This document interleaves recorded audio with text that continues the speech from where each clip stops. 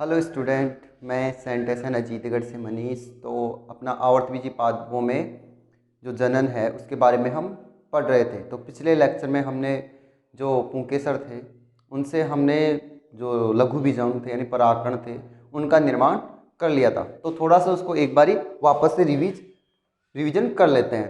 क्या थे? एंथर थे, और एंथर में ये क्या थे? परागकण थे। और ये परागकोश था। परागकोश के अंदर क्या थी?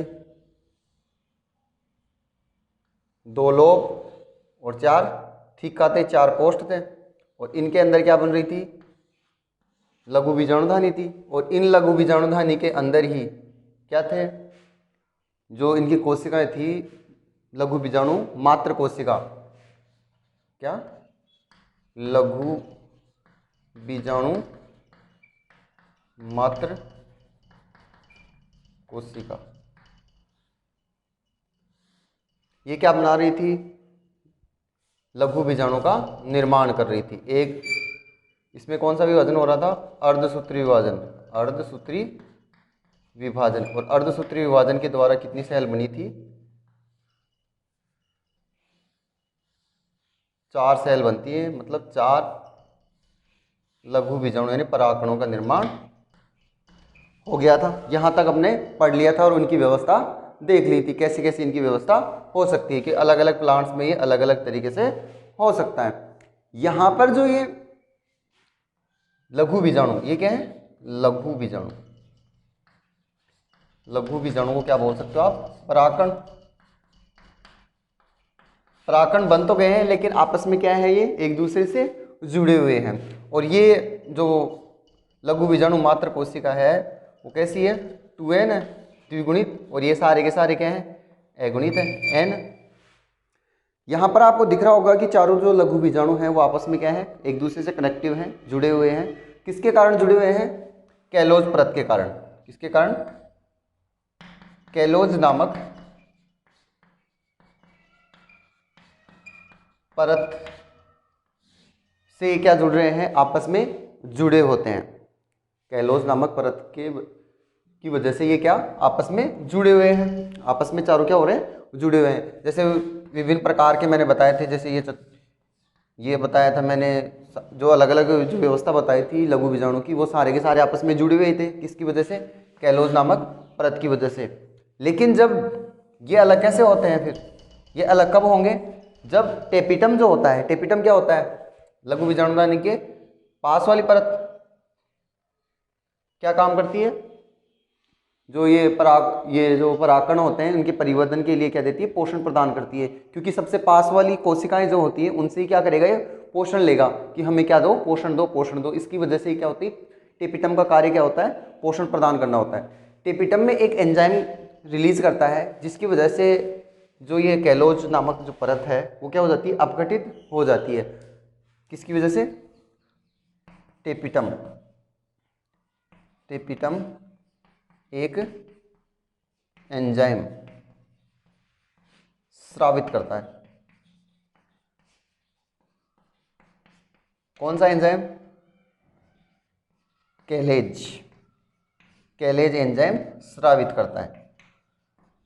एंजाइम की पहचान बता दी थी, आपको पता है कि एज लास्ट में जुड़ा होता है। अधिकतर एंजाइम के पीछे क्या जुड़ा होता है? एज वर्ड जुड़ा होता है। वो क्या होते हैं? एंजाइम होते हैं सारे के सारे। यहाँ पर ये क्या करेगा? इस कैलोज परत को क्या कर देगा? अपघटित कर देगा। अपघटित करने के बाद में क्या करेगा? ये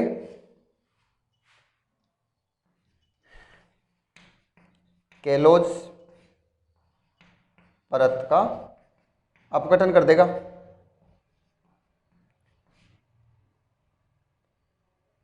अपघटन कर देगा, तोड़ देगा। तोड़ने के बाद में ये क्या करेंगे? जो ये लघु बीजाणु है वो आपस में क्या हो जाएंगे? स्वतंत्र हो जाएंगे।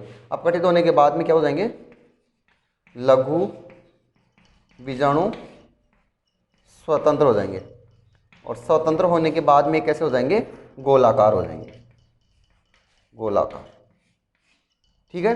कैलोज परत से जुड़े हुए हैं। कैलेज एंजाइम की वजह से ये कैलेज एंजाइम क्या करेगा? कैलोज परत को अपघटित कर देगा और ये जो लघु बीजाणु वो क्या हो जाएंगे? स्वतंत्र हो जाएंगे। स्वतंत्र होने के बाद में ये कैसे हो जाएंगे? गोलाकार हो जाएंगे।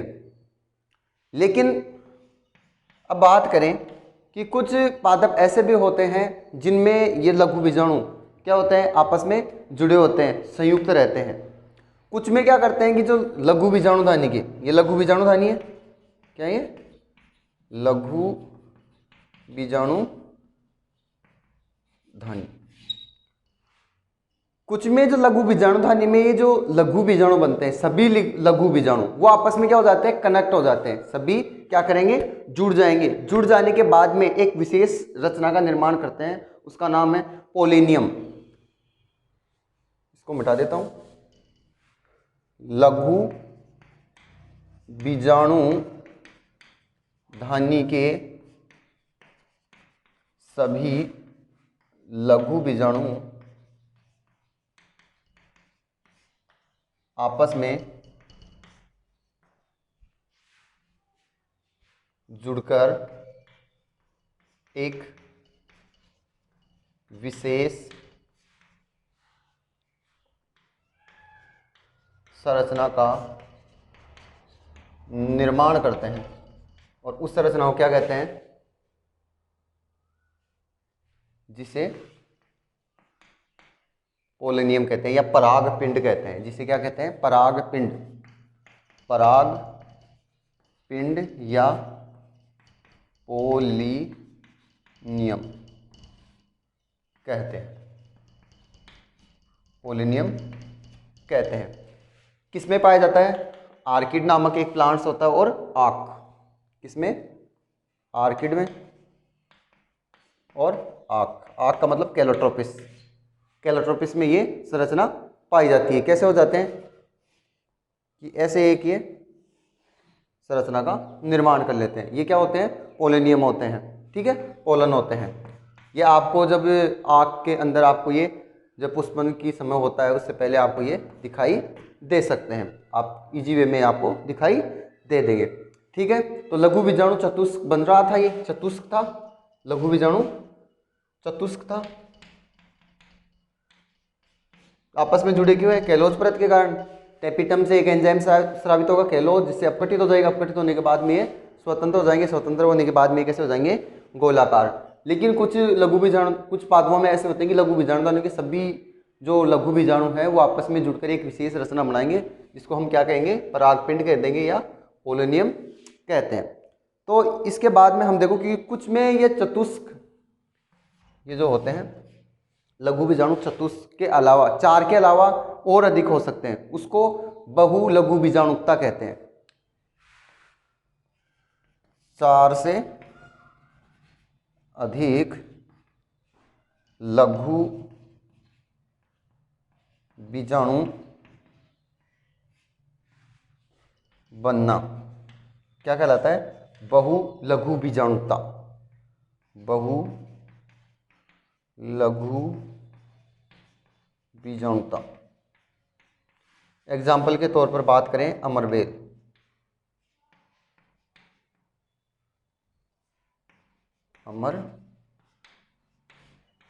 अमरबेल में ये आपको स्ट्रक्चर दिखाई दे देगी। कुछ में क्या होता है कि ये आपस में जुड़े की जुड़े ही रह जाते हैं। कुछ में ये जो चतुष्क हैं वो कैलोज नामक जो परत है वो अपघटित नहीं हो पाती है, और अपघटित नहीं हो पाएगी तो मतलब आपस में कनेक्टिव रह जाएंगे, और ऐसी संरचना पाई जाती है जैसे टाइफा में पाई जाती है। कुछ में क्या होगी, कुछ प्लांट में लघु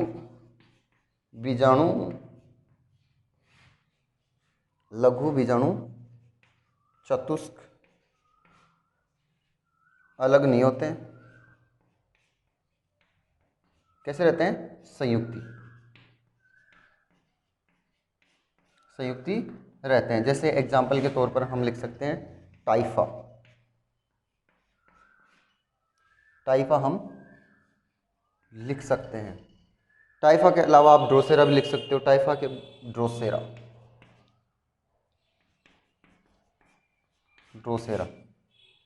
ठीक है। तो पिछले लेक्चर से हमने स्टार्ट किया, पिछले लेक्चर में हमने लघु बीजाणु चतुष्क बना लिए थे। उसके बाद में आज पढ़ा कि कैलोज नामक परत है वो कैलेज एंजाइम से अपघटित होकर लघु बीजाणु मुक्त कर रही है। लघु बीजाणु या पराकण बोलते हैं इनको, पराकण अभी पराकण कैसे मुक्त होते हैं हम आगे पढ़ते हैं इसके बारे में। मुक्त होकर कैसे बन जाएंगे, गोलाकार स्ट्रक्चर बना लेंगे। कुछ में क्या करते हैं, ये लघु बीजाणुधानी के सभी जो लघु बीजाणु आपस में जुड़ जाएंगे और किसका निर्माण कर लेंगे, परागपिंड का या पोलेनियम का फॉर्मेशन कर लेंगे। कुछ में क्या होता है कि ये चार न होकर उससे ज़्यादा बन जाते हैं, उसको हम कहते हैं बहु लघु बीजाणुकता। उसको क्या कहते हैं, बहु लघु बीजाणुकता कहते हैं। जैसे अमरबेल, जैसे अमरबेल।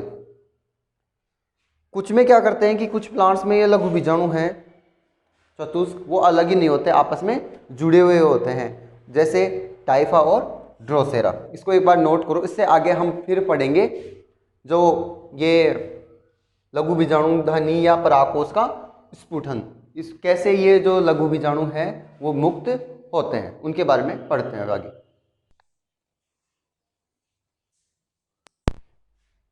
अब देखो परागकोश का स्फुटन। परागकोश कैसे स्फुटित होता है, क्योंकि परागकोश में क्या बन गए, लघु बीजाणु का निर्माण हो चुका है। होने के बाद में जो लघु बीजाणुधानी ये परागकोश था, परागकोश कैसा था, ऐसा था। चार क्या दिख रहे थे इसमें, थीका दिख रहे थे, चार कोष्ठ थे। चार कोष्ठों में यहाँ पर क्या बन गई थी, लघु बीजाणुधानी। लघु बीजाणुधानी के अंदर क्या बन चुके हैं, अब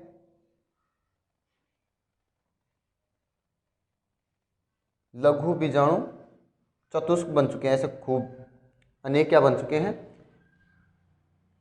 लघु बीजाणु चतुष्क के रूप में बन गए हैं। उसके बाद में इसको अपघटित भी कर लिया है कि ये जब परिपक्व होंगे, मैच्योर होंगे, तो ये कैलोज नामक परत थी वो अपघटित हो जाएगी। अब इनको यहाँ पर अंदर जो पोलन बन गए हैं, या जिनको बोल सकते हैं लघु बीजाणु या परागकण बन गए हैं, अब इनको क्या करना पड़ेगा, बाहर निकालना पड़ेगा। क्या करना पड़ेगा, बाहर। तो परागकोश का स्फुटन क्या है कि जब यहाँ से परागकण इस भित्ति को फटकर, ये जो बाहर की इसकी परतें हैं, बाहर कौन सी परतें हैं, बाह्य त्वचा होगी, फिर इसके बाद में कौन सी थी, अंतः त्वचा या एंडोथीसियम थी। कौन सी थी, एंडोथीसियम थी।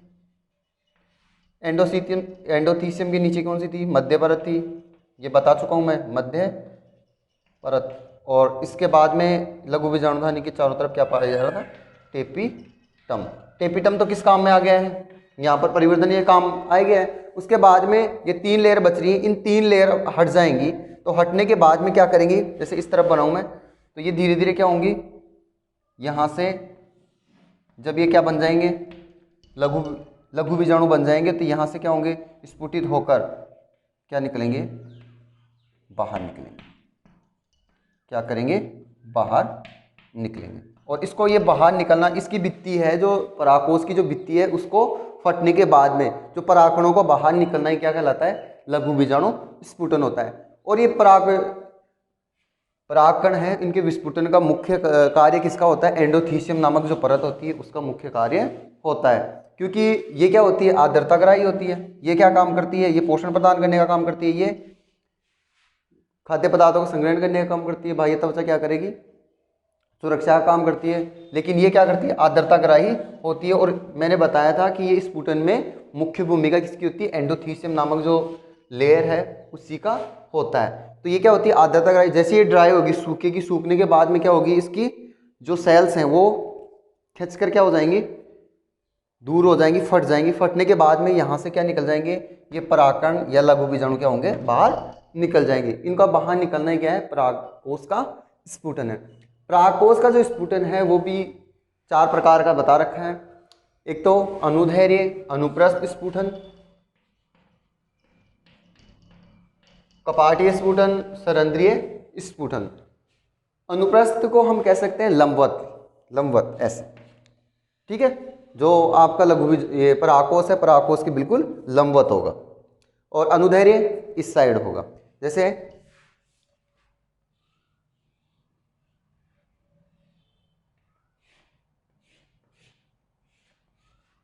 ये क्या है, परागकोश है। परागकोश में किस तरफ बटेंगे, ये इस तरफ हट जाएगा। ये तो क्या हो गया, लंबवत विभाजन। ये तो क्या हो गया, लंबवत स्फुटन हो गया। कौन सा हो गया, लंबवत स्फुटन हो गया। और अगर ये कैसे फटे, ऐसे फट रही है, ऐसे, तो ये कौन सा हो गया? अनुप्रस्थ। ये कौन सा हो गया? अनुप्रस्थ हो गया। ठीक है, तो अनुप्रस्थ और अनुदैर्घ्य तो एक दूसरे को हो गए। अनुदैर्घ्य में क्या होगा? लंबवत जो पराकोश है उसका स्फुटन होगा। जो अग्र पार्श्व भाग में अनुदैर्घ्य तल पर दरार द्वारा, इसमें क्या होगी? लंबवत एक क्या बन जाएगी? दरार बन जाएगी। दरार बनने के बाद में जो लघु बीजाणु धानी में जो लघु बीजाणु बन रहे हैं वो क्या होंगे? बाहर निकल जाएंगे। और अनुदैर्घ्य जो स्फुटन है वो किस में होता है? गुड़हल में होता है, कपास में होता है, गोसियम में जो स्पीसीज होती है उसमें, और धतूरे में होता है। अनुप्रस्थ में क्या होगा? अनुप्रस्थ तल में फटेगी। अनुप्रस्थ का मतलब तल के बिल्कुल ये ऐसे। ठीक है, और एग्जाम्पल के तौर पर है तुलसी। कपाटीय स्फुटन में क्या होगा? कपाटीय स्फुटन में जो कपाट बनेंगे, कपाट कितने बनेंगे? एक बन जाएगा, दो बन जाएंगे या अधिक। और ये क्या होगा? कपाटों की तरह खुलेगा।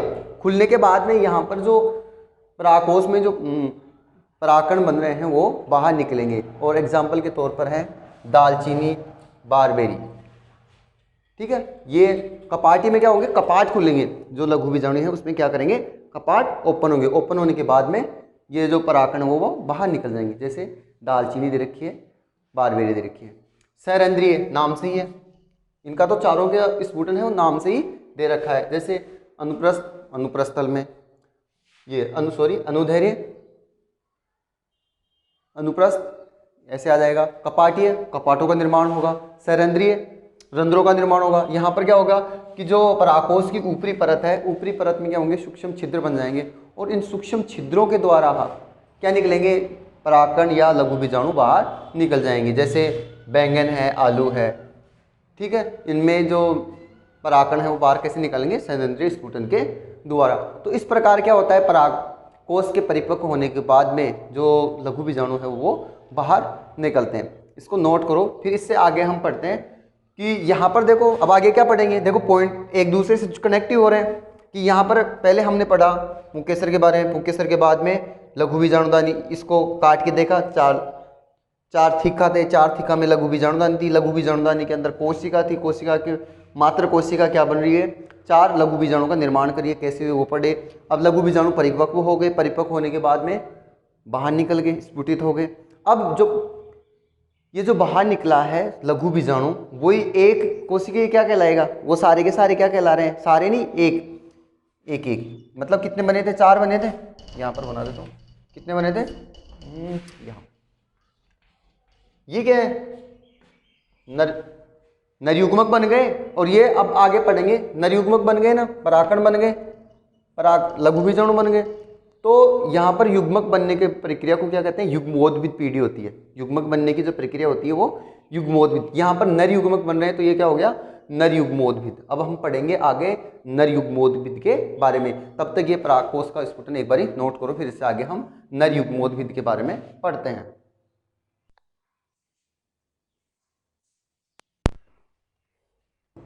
तो पराकोश के स्फुटन के बाद में हम पढ़ते हैं अब नर युग्मकोद्भिद, मेल गेमेटोफाइट। मेल गेमेटोफाइट कैसे बनेगा? जब लघु बीजाणु किसका निर्माण कर चुके हैं? लघु बीजाणु का निर्माण हो चुका है। लघु बीजाणु में जब गेमेटोजेनेसिस होगा, यानी कि युग्मक जनन जब होगा, तो किसका निर्माण होगा? नर युग्मकोद्भिद का निर्माण होगा। हम पढ़ेंगे अब नर युग्मकोद्भिद, मेल गेमेटोफाइट। सबसे पहले बात करें कि मेल गेमेटोफाइट युग्मकोद्भिद, जो मेल गेमेटोफाइट है यानी नर युग्मकोद्भिद है, वो किसे कहेंगे? जो अंकुरित जो पराकण होता है उसे हम क्या कहते हैं? नर युग्मक कहते हैं। परिभाषा क्या लिखोगे? अंकुरित पराग कण को नर युग्मक कहते हैं। नर युग्मकोद्भिद, नर युग्मकोद्भिद कहते हैं। नर युग्मकोद्भिद कहते हैं। अगर नर युग्मकोद्भिद मेल गेमेटोफाइट की अगर पहली कोशिका की बात करें जिसकी प्रथम सेल होती है वो होती है लघु बीजाणु या परागकण। प्रथम सेल क्या हो जाएगी? प्रथम कोशिका। फर्स्ट सेल कौन सी होगी? फर्स्ट सेल होगी इसका लघु बीजाणु या पराग कण बोल देंगे, क्योंकि लघु बीजाणु को हम क्या बोल रहे हैं? माइक्रोस्पोर को हम क्या बोल रहे हैं? पोलन तो बोल रहे हैं, परागकण ही तो बोल रहे हैं।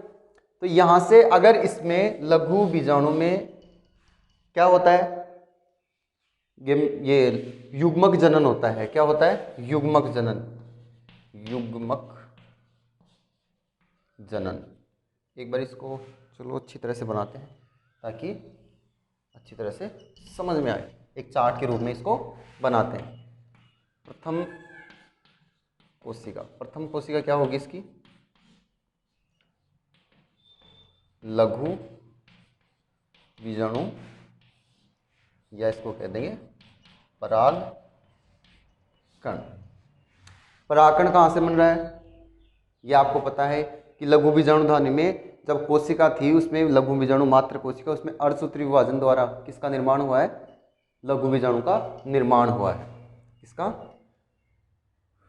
लघु बीजाणु मात्र कोशिका यानी एमएमसी। एमएमसी की बोलते हैं इसको।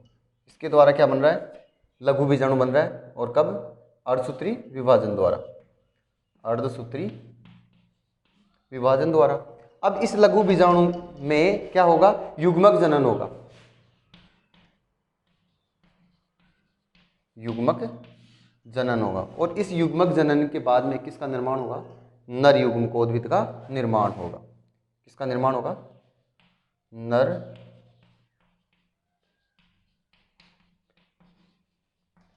नर युग्मकोद्भिद का निर्माण होगा। अब ये नर युग्मकोद्भिद क्या होता है? परागनलिका में जाकर क्या करेगा? परागकणों को अंकुरित करेगा। अब इस नर युग्मकोद्भिद में कितनी सेल्स बनती हैं? 2 सेल्स का निर्माण करता है। ये कितनी सेल्स का निर्माण करता है? 2 सेल्स। 2 कोशिकाओं का निर्माण करेगा। एक तो जिसकी साइज क्या होगी? एक तो साइज में क्या होगी? आकार में क्या होगी? बड़ी होगी। और एक जो इसकी साइज है, एक जो सेल्स होगी उसकी साइज कैसी होगी? छोटी होगी। साइज कैसी होगी? छोटी होगी। एक की साइज तो बड़ी रहेगी, एक की छोटी रहेगी। जो बड़ी वाली जो कोशिका है जिसकी साइज बड़ी है उसको कहते हैं कायिक कोशिका। कायिक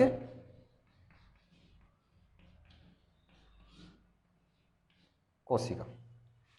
और जिसकी जो साइज छोटी होती है वो क्या होती है? जननिक कोशिका या जर्मिनेटिव सेल होती है। जननिक कोशिका होती है।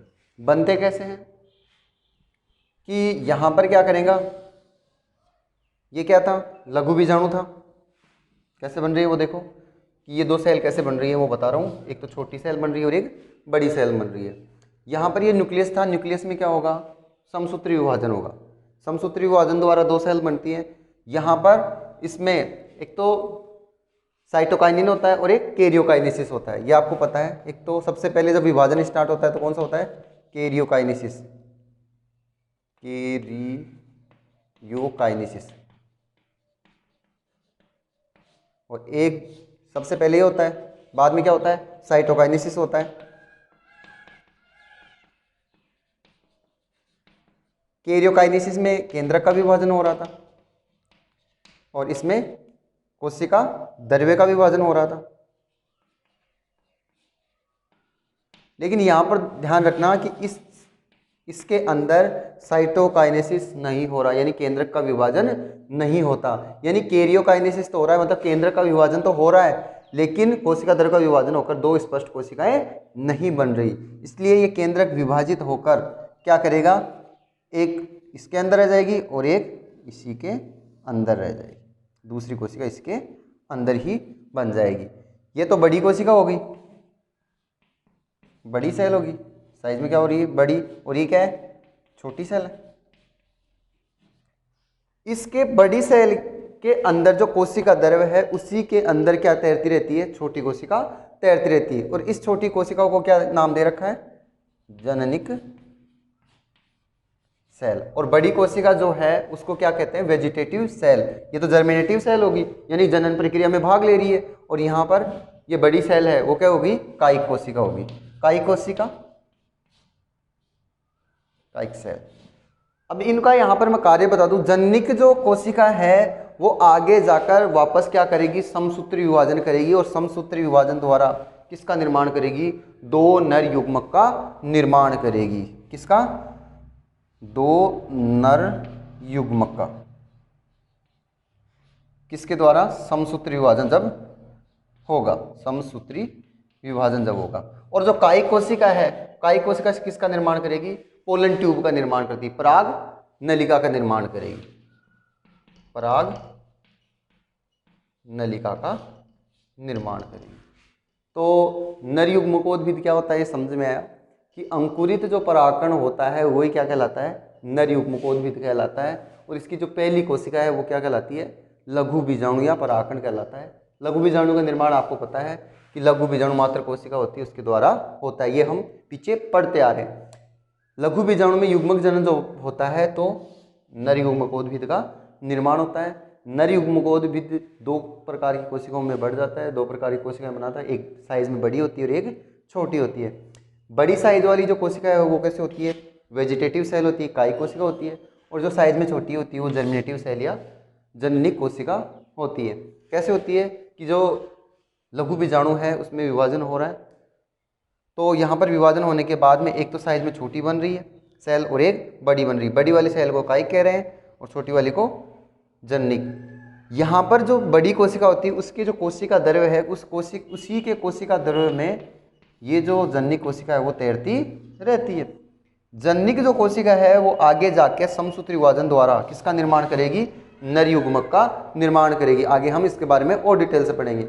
और जो कायिक कोशिका है वो आगे जाकर किसका, पोलन ट्यूब का निर्माण करती है, पराग नलिका का निर्माण करती है। ठीक है, तो आज के वीडियो में इतना ही। नेक्स्ट वीडियो में हम इससे आगे पढ़ते हैं। Thank you.